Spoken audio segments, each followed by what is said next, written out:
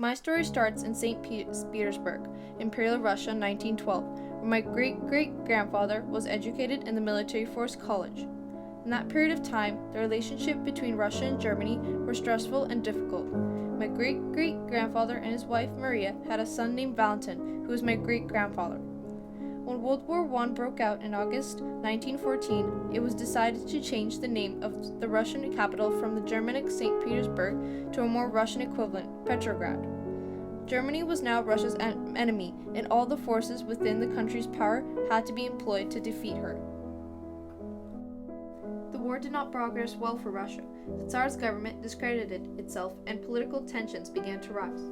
The Communist Party was rising in power, and with the combination of social unrest and the wartime grievances, brought the people of Petrograd in outrage and inflamed protesting and turmoil against their rulers. My great-great-grandfather had a different historical perspective of this situation, and was against the Communist Party because he had been in the military force and he was assigned as an officer in the White Army, with a duty to protect the residents of the Winter Palace. Though also, he knew communism is understood to mean the personal belief in the necessity of transforming the present class-divided society from its present state into a communist one. He was not blinded by the propagandist lies being expressed as democracy in production. This is also so historically important and significant because my great-great-grandfather lived through this time period and witnessed not only the revolution itself of Red October, but he also lived through the days of the execution of the last real family of Imperial Russia. The mounting pressures of World War I, combined with years of injustice, toppled the rule of the Tsar Nicholas II on March 6, 1917. He was forced to abdict and was replaced by a provisional government committed to continuing the war. Lenin led the Bolsheviks in a successful attempt to grab the reins of power in St. Petersburg. Anti-Bolshevik forces immediately took up arms to oust the communist regime, and Russia plunged into a brutal civil war. Groups opposed the Bolsheviks or the Titan communist government were soldiers known as the Whites. During the Civil War, thus unleashed by the Treaty of Brest-Litovsk, but those Bolsheviks who continued to control Petrograd, Moscow, and central Russian heartland soon found themselves surrounded by hostile forces, the White Army, made up of more conservative elements in Russia, who launched a series of campaigns in 1919 that threatened to crush the revolution. My great-great-grandfather and many other anti-Bolshevik Russians who remained loyal to the Allies now took up arms in earnest against the Bolsheviks. They were actively assisted by Allied forces in Russia, who hoped to rebuild the Eastern Front. My great-great-grandfather died in the Civil War against the Red Army and Bolshevik forces, and the White Army was defined in the year of during 1919. My great-grandfather, later on Valentin, married Elena, my great-grandmother, in mid-July 1937 and had two daughters, Vera and Tatiana, my grandmothers. My great-grandfather was an engineer architect and was forced to join the Red Army in World War II. My great-grandfather at the time was a linguist and knew many languages, including German.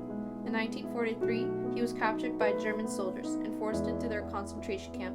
He was later on made a secretary interpreter for the German concentration camp because he knew German and Russian fluently and was useful in translating documents and radio signals. In 1945, it was obvious that Germany was the losing side. The German soldiers retreated, but before they left, they destroyed all evidences, due documents held there.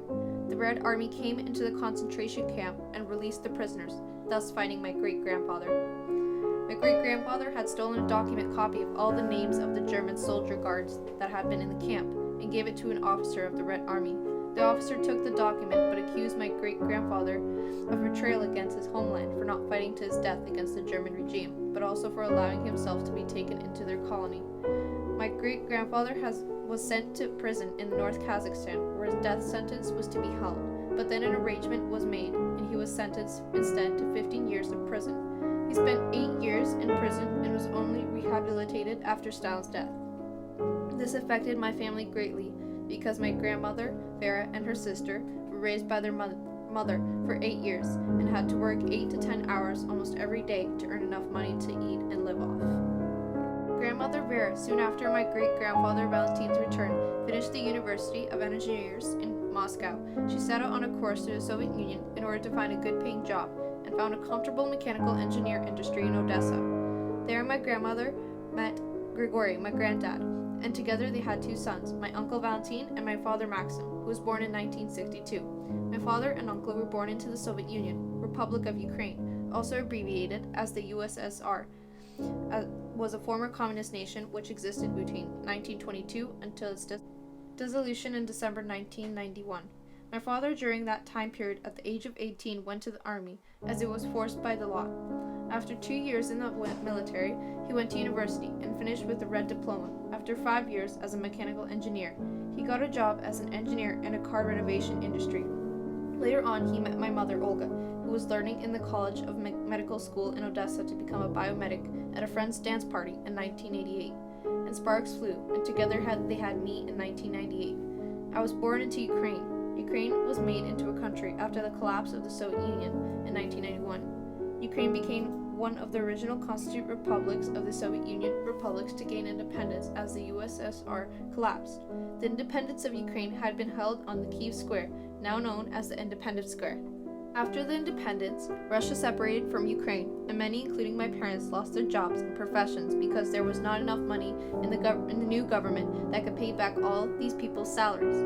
My parents made good money by starting with their business, but at the time, Ukraine was in tight corruption, and bandits and criminals were increasing day by day. Many times my father and mother were threatened many times by the police and bandits who walked into their store. My family was very scared of these experiences and threats, so my parents made a decision they would never regret. It was in 2001, me and my parents packed our luggage and left to the airport, where we sat on a plane to fly to Canada. At the time, I had no idea where we were flying and why, and can hardly remember the flight, but I now know that my parents had done the right thing.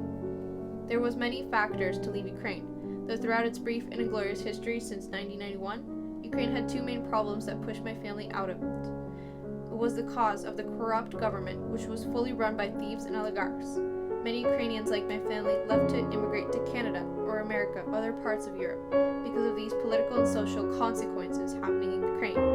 My parents were in search of a safe, minimum corrupt, multicultural country where they would be accepted and would be able to raise their children and prosper in the business world. My parents hoped and believed that, as they immigrated to Canada, they would be able to give me and my brother, born in 2002, the proper education, healthcare, and society, where we could live in diversity and be free of our thoughts and words. Though my parents wanted to live in America as their first choice in immigration to a new country, it was much more difficult than immigrating to Canada. Me and my family immigration to Canada is highly historical, important, and significant because we were the first ever in our family to actually leave our homeland and fly overseas to live in another country. And now me and my family are the first to have Canadian passports, and through our struggle in another country, my family and me found a solution. And again, this event in my history and actually my life is significant due to the fact that I can reveal my story in history now. Parents and I had a bit of a difficult time learning English, but we learned it fast by working on it hard with tutors. My parents' professions were not fully recognized here in Canada, though because they both had diplomas, they needed to finish their professions here. My parents could not afford to go back to school, especially when they had me and my brother to feed and had to pay for living in a house in Richmond Hill. So they created their own business, and through hard work and determined effort, my family now lives in Aurora, Toronto, Ontario. I am currently learning in Bill Carruthers High School in grade 10, and my brother is learning in a public school. My goals for the future are to continue to do well in school in order to achieve a tennis scholarship in the States because I play tennis as my sport. I enjoy playing tennis and believe in myself that I am able to achieve great success in the future with my sport. Together, me and my family continue to live in Canada happily, which we are so grateful for. My name is Olga Donchu, and this is my place in Canadian history.